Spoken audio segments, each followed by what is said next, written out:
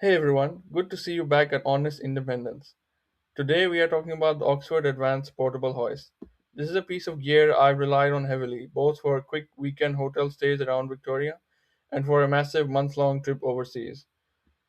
Look, if you need a hoist for all your transfers like I do, a portable option isn't just a luxury, it's your golden ticket to actually leaving the house.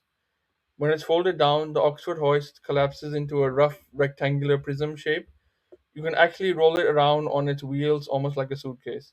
It makes you look incredibly efficient dragging it around the airport terminal right up to until the moment you have to hand it over to oversized luggage.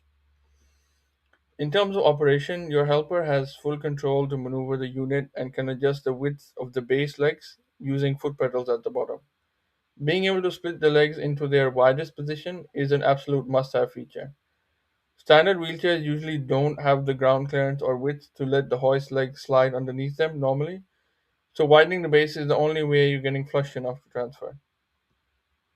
Charging is also incredibly user friendly. You can just pop the battery off and plug it into the wall, meaning you don't have to park a giant piece of machinery right next to your bedside table. On my recent overseas family trip, I paired this hoist with my Equipmed airline approved power wheelchair and my usual everyday sling. Now, let's be real, a portable hoist is never going to completely match the effortless comfort of a proper ceiling track, if that's what you're used to. But it absolutely did its job. You can position it either directly in front of the person or side on. Just a heads up, if you use it side on over a bed, it can feel a little wonky for the person in the sling, a bit awkward. Because of the mechanics, as it lowers you down, it tends to tilt and shift you sideways at the same time. It's a bit of a ride, but you get used to it. One logistical constraint to keep in mind is the size. It is usually way too big to fit inside a standard hotel bathroom. You definitely won't be gracefully swinging anyone around from a hoist in a tight restroom space. The workaround? Transfer into your commode chair first and then wheel into the bathroom from there. If you are planning to fly with this, here's a top pro tip. Wrap the battery in a towel and some bubble wrap and wedge it securely between the handlebars and the main hoist piston.